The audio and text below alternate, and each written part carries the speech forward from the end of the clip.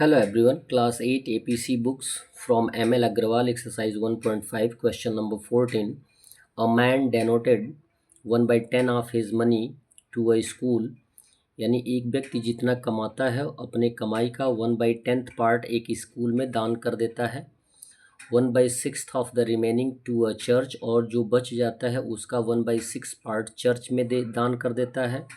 And the remaining money he distributed equally among his 3 children, और जो पैसा उसके पास बच जाता है उस पैसे को अपने तीनों बच्चों में बराबर बराबर बांट देता है।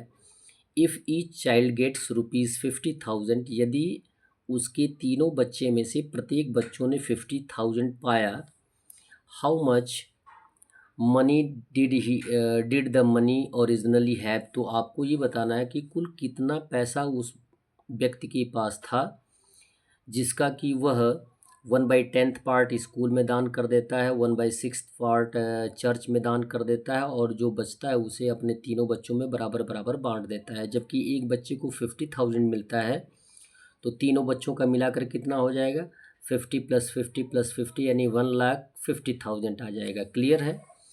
तो सॉल्यूशन में लिखेंगे let the total money be X, मान लेते हैं कि उसके पास कुल टोटल मनी कितना था, एक्स रुपीज़ था। एज डोनेशन इन स्कूल, वह क्या करता है अपने टोटल मनी का 1/10 पार्ट क्या कर देता है, स्कूल में डोनेट कर देता है। तो 1/10 ऑफ एक्स इक्वल हो जाएगा 1/10 इंटू एक्स, यानी x/10 पार्ट उसने स्कूल में दान कर दिया। क्लियर है? अब जबकि 1x/10 पार्ट उसने स्कूल में दान कर दिया तो उसके पास बचा कितना, तो लिखेंगे रिमेनिंग मनी इक्वल हो जाएगा, टोटल कितना है एक्स का, और एक्स में से उसने दान की स्कूल को कितना किया, x/10, तो माइनस कर देंगे।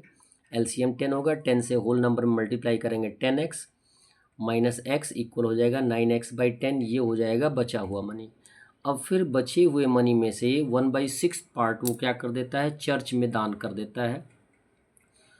तो लिखेंगे donation in church 1/6 of 9x/10, यानी जो बचा हुआ मनी कितना है, 9x/10 है। तो 9x/10 का 1/6 पार्ट हो जाएगा, तो 1/6 इंटू 9x/10, कोई रेड्यूसिबल है नहीं तो मल्टीप्लाई करके लिख देंगे, 9x इंटू 1 9x, और 6 10 जा 60, यानी 9x/60 हो जाएगा। क्लियर?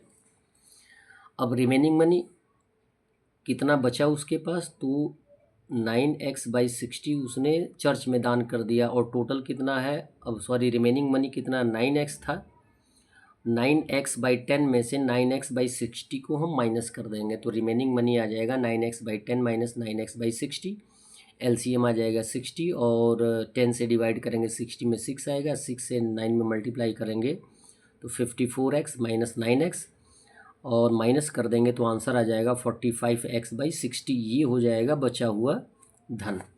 और इस बचे हुए धन को 3 इक्वल पार्ट में अपने तीनों बच्चों में बराबर बराबर बांट देता है। जबकि एक बच्चा कितना पाता है, 50,000, तो तीनों बच्चे कितने पा जाएंगे, 1,50,000। तो लिखेंगे and remaining money equally distributed in 3 children, तो इक्वल हो जाएगा 3 इंटू 50,000, इट मीन्स हो जाएगा 1,50,000। और ये जो है 45x/60 जो है वो 1,50,000 के इक्वल है, क्योंकि इसी मनी को इसने 3 इक्वल पार्ट में डिवाइड किया है। सो 45x/60 इक्वल हो जाएगा अकॉर्डिंग टू क्वेश्चन 1,50,000।